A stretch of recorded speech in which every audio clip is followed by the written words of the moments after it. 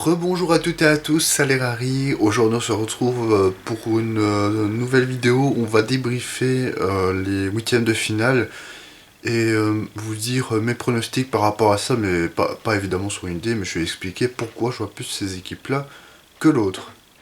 On va commencer avec la partie gauche du tableau, donc Pays-Bas, États-Unis. C'est un match plutôt serré, donc c'est un des deux matchs qu'il y aura aujourd'hui. Personnellement, je vois les Pays-Bas gagner. Alors pourquoi Les États-Unis ont une équipe assez séduisante. Ils ont une plus belle équipe que les Pays-Bas. Mais pour moi, il y a deux facteurs qui vont être assez intéressants dans ce match. C'est déjà si les États-Unis peuvent finir leur action, parce que ça n'a pas toujours été le cas. Ils ont que deux buts, il me semble, dans cette phase de groupe. Donc ça a été un gros penchant. S'ils savent mieux gérer leurs efforts, parce qu'on a vu que c'était un peu comme le Canada d'ailleurs, qui ont eu pas mal d'occasions, ils ont eu très peu de buts, donc ça en phase finale c'est très problématique.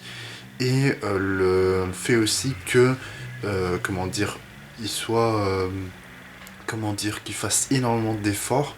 Ils ont un foot très énergétique et c'est quand même le quatrième match en 12 ou 13 jours aussi. Ça, il faut pas l'oublier. Donc les huitièmes de finale s'enchaînent assez vite. Donc ça va poser problème. J'aurais peut-être plus mis des États-Unis s'il y avait déjà eu une pause entre les phases de groupe et les huitièmes de finale, par exemple. Ça, pour moi, ça va être un gros désavantage des États-Unis. Et par contre, par rapport au reste, ils ont quand même un très bon gardien Turner. Je trouve que c'est un des gardiens les plus sous-cotés de cette Coupe du Monde. Même moi enfin, je trouve que je le sous-cote. Et aussi, on a comment dire, un milieu de terrain, une défense qui est quand même assez solide, même si elle peut concéder des occasions. Mais c'est plutôt propre, je trouve, par rapport à ça. Ben, ils n'ont encaissé que un but par contre aussi, donc ça c'est un signe quand même intéressant, et surtout que le seul but qu'ils ont encaissé, il me semble, c'est sur penalty d'ailleurs. Donc comment dire, donc ça va être très important pour le match, vu qu'ils vont avoir quand même une solidité défensive assez impressionnante. On va parler des Pays-Bas maintenant. Donc les Pays-Bas, comment dire, c'est pas très fameux pour l'instant le jeu, mais je les vois quand même passer en quart de finale. Parce qu'il y a aussi le facteur Gakpo qui a quand même mis 3 buts en 3 matchs, donc un but par match à des moments importants. Et ce joueur est quand même assez bon. Défensivement, c'est quand même solide aussi les Pays-Bas, parce qu'ils ont encaissé peu de buts finalement. Parce que, enfin, après, ils ont quand même eu le Qatar, donc c'est pas une référence, mais contre l'Équateur, ils ont encaissé un but. Et contre le Sénégal, ils n'ont pas encaissé. Donc en fait, on va avoir deux très bonnes défenses. Et ça va jouer à qui aura l'attaque. Et aussi, par contre, contrairement aux États-Unis, ils ont très peu d'occasions, les Pays-Bas. Mais par contre, dès qu'ils ont une occasion, ils arrivent quand même à marquer. Donc pour moi, c'est là que ça va jouer dans la finition et le fait de concrétiser ces occasions. Et c'est pour ça que je vois plus les Pays-Bas gagner. Après, si c'est les États-Unis, ce ne sera pas non plus la plus grosse surprise des huitièmes de finale. On va enchaîner avec Australie-Argentine, hein, donc le match de, comment dire aussi, du soir, hein, d'aujourd'hui. Là, je vois une victoire de l'Argentine parce que pour moi, c'est le rapport le plus déséquilibré avec un autre match que je parlerai plus tard. Tout simplement parce que pour moi, l'Australie est une équipe assez faible qui est sortie d'un groupe assez décevant. Parce que la Tunisie, pour moi, comment dire, est égale à l'Australie, voire peut-être mieux. Et le Danemark est la plus grosse déception de ce mondial. Donc finalement, en fait, le groupe était quand même assez faible avec une France, certes, qui a quand même géré son match contre l'Australie, mais qui s'est quand même fait peur contre cette Australie. Mais je vois pas cette Argentine personnellement avoir peur de cette Australie, même si c'est pas fameux pour l'instant. Il y a une défaite contre l'Arabie Saoudite, mais ça s'est bien repris depuis. Et je trouve aussi que, comment dire, l'Arabie Saoudite en fait a bien profité de son moment. Attention, si l'Australie marque, comment l'Argentine va réagir aussi. Parce que finalement, c'est un peu ce qui s'est passé contre l'Arabie Saoudite. Ils ont eu du mal à réagir. Par exemple, la France a mieux réagi, par exemple, avec un 4-1 score final, alors que c'est l'Australie qui avait mené le match. Donc je pense quand même que que l'Argentine pardon va gagner ce match, mais ça va pas être si simple que sur le papier pour moi, parce que comment dire, l'Australie a quand même aussi une bonne défense, faut pas l'oublier, parce que certes ils encaissent 4 buts contre la France, mais comment dire, ils n'encaissent pas contre la Tunisie, et contre le Danemark, il n'encaisse pas non plus du coup. Donc attention à cette équipe qui marque toujours aussi un but par match, c'est quand même important de le dire, contre des adversaires qu'on pensait en dessous d'elle sur papier. Donc attention à cette équipe qui peut toujours marquer contre cette Argentine qui est pas si forte en défense, mais je vois plus l'armada offensive gérer, et donc je vois plus un 2-3 ou un 1-2, donc je vois quand même un match serré, mais une victoire de l'Argentine dans le temps réglementaire. On va parler des matchs donc du 5 et pas du 4, pour faire la même partie de tableau. Donc on a Angleterre-Sénégal, là aussi je vois pas de surprise, même si pour moi les Sénégalais peuvent le faire, par contre un peu comme les États-Unis contre les Pays-Bas. Je vois l'Angleterre gagner parce que c'est une équipe, je trouve qu'on a sous-côté, donc un des meilleurs bilans, hein, avec un 7/9, hein, vu qu'aucune équipe a fait 9/9. Cette équipe pour moi, à part contre les États-Unis, qui ont eu un gros pressing, mais sinon à part ça, comment dire, elle a quand même montré de bonnes choses, elle a quand même fait 6-2 contre l'Iran, c'est pas rien. Elle a gagné 3-0 le Pays de Galles, donc je pense que cette équipe va gagner contre le Sénégal. Après, pour mes frérots sénégalais, j'espère qu'ils gagnent, hein, bien sûr, mais je les vois pas gagner. Après, le Sénégal, très bonne équipe évidemment. Ils ont été chercher leur qualif comment dire, contre l'Équateur, contre une très belle Équateur, donc pourquoi pas, ça m'étonnerait pas qu'ils aillent comment dire, chercher leur qualification contre le comment dire, contre l'Angleterre. Ça serait une surprise, moi je vois plus l'Angleterre, mais après si le Sénégal le fait, ce serait pas non plus la plus grande surprise. Par exemple, si l'Australie gagne contre l'Argentine, là ça serait une énorme surprise. Par contre, là on est bien clair. Et on va parler du dernier match de cette partie de tableau, donc France-Pologne. Là, pareil, je vois une victoire de la France sans trop de surprise, hein. Pour moi, la Pologne, c'est comme l'Australie. Hein. Je ne vais pas faire trop de suspense, mais c'est une équipe des plus faibles des huitièmes de finale. Cette équipe, pour moi, n'a pas sa place en huitièmes de finale.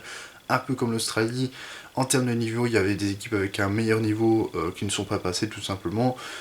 Cette équipe, par contre, a un très gros avantage, avoir le meilleur gardien de la compétition. Chesney, ça c'est le plus gros avantage à Pologne, parce que sinon, à part ça, c'est un peu décevant aussi le jeu qu'ils proposent avec les joueurs qu'ils ont, parce qu'ils ont quand même des Zielinski, il y a quand même des bons joueurs, je trouve, dans cette équipe, et malheureusement, ben, ça joue pas très bien. Donc j'ai du mal à saisir, comment dire, comment dire, pourquoi, enfin... Mais je sais pas pourquoi cette équipe joue aussi mal.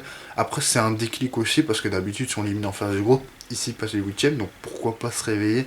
Mais franchement, j'ai du mal à croire contre cette France qui joue quand même plutôt bien, pour le coup, par rapport à 2018.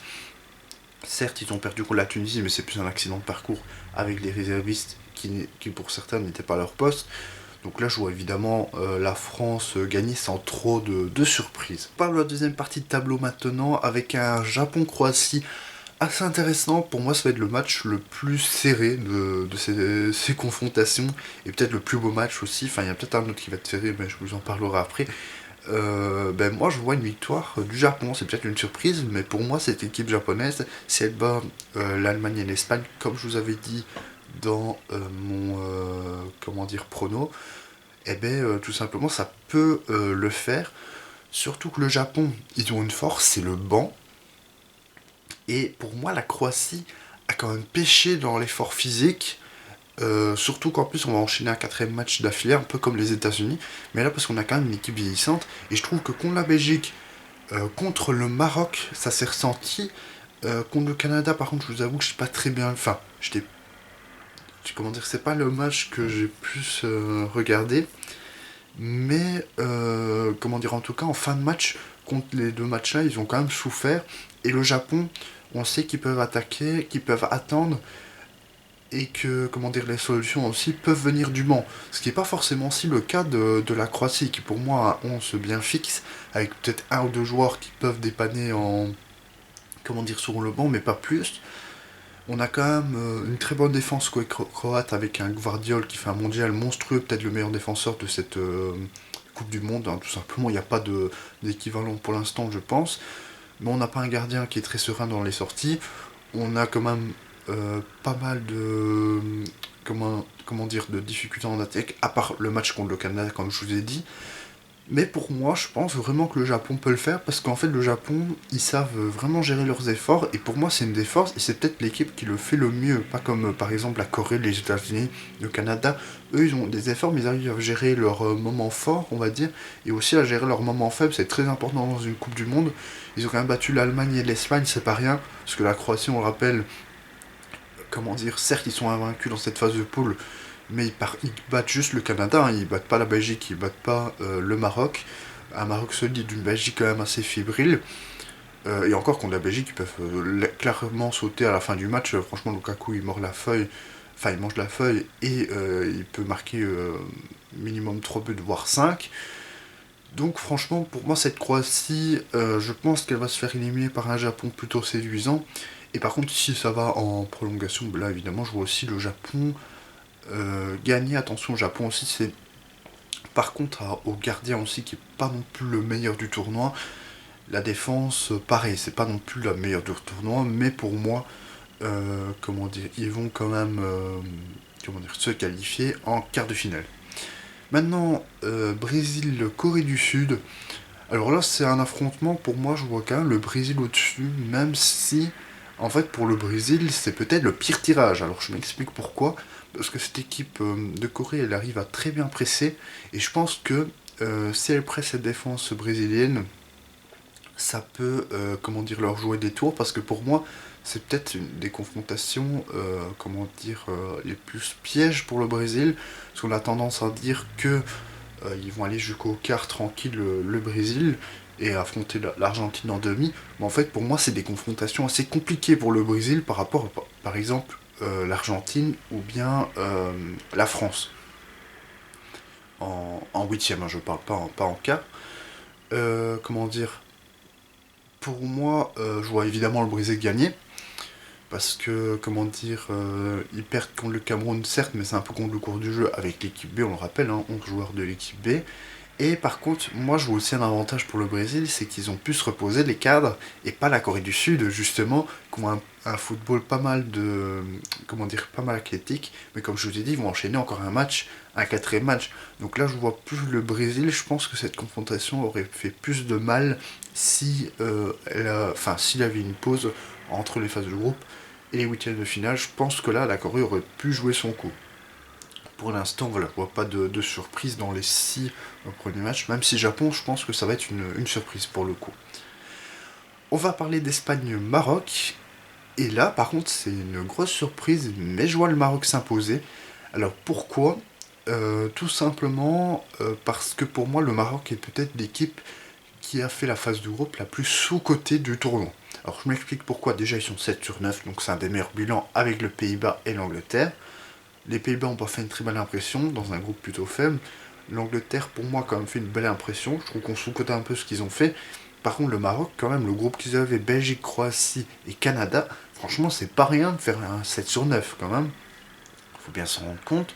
Ils ont vraiment été chercher leur qualif. Et encore, je trouve que contre la Croatie, pour moi, ils méritaient la victoire.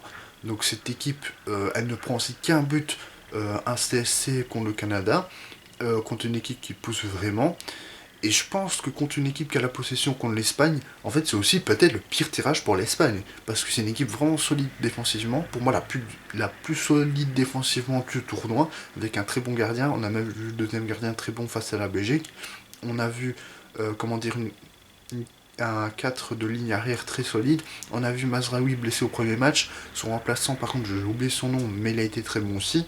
Donc pour moi, cette équipe défensivement est très forte.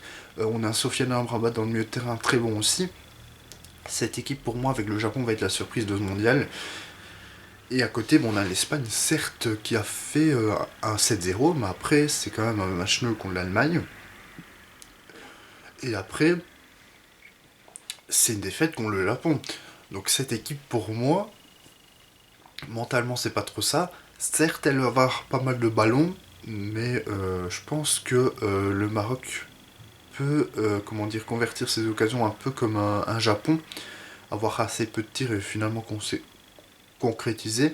Surtout que maintenant on a un Ziyech en confiance. On a un En-Nesyri qui a marqué un but et un but hors jeu, il va être en confiance aussi. On a un Bouffal par contre un peu moins en confiance. Mais je veux dire, on a vraiment un milieu de terrain aussi en confiance, donc on a vraiment pas mal de joueurs en confiance. Et je pense que ça peut aussi jouer par rapport à l'Espagne. C'est aussi une confrontation, on sait bien, deux pays qui sont quand même assez proches. Pas mal de Marocains évoluent en Espagne, deux équipes aussi assez proches géographiquement, même si c'est sur deux continents différents. Donc je pense qu'il y a tout ça à prendre en compte. Et je vois une surprise, et donc le Maroc s'imposer contre l'Espagne, qui est pour moi peut-être le pire tirage pour l'Espagne, parce que sinon je pense que l'Espagne pouvait jouer, comment dire, s'ils passent ce match-là par contre, là je les vois aller très très loin, voire en demi minimum, voire en finale. Attention aussi, dans leur partie groupe. Ouais, non, je les vois en finale, parce que pour moi, par le Brésil et l'Argentine, c'est peut-être la troisième meilleure équipe, mais pour moi, le Maroc va les battre. Et enfin, le dernier match Portugal-Suisse. Là, par contre, je vois un match nul. Alors, vous allez me dire, ben non, il y a une équipe forcément qui va passer. Oui, mais je vois un match nul au bout des 90 minutes, et je vois comment dire, un match qui va aller aux prolongations. Donc je vois le Portugal favori par rapport à ce match. Aussi pour une raison très simple, ils ont fait souffler leur cadre. Pas comme la Suisse. Comment dire, on a une très belle Suisse, donc c'est pour ça moi je vous dis que ça peut se tenir. Et qu'on va avoir un match avec pas mal de buts je pense. On va avoir un 2-2. Et ensuite en prolongation, ben là on verra aussi des buts je pense.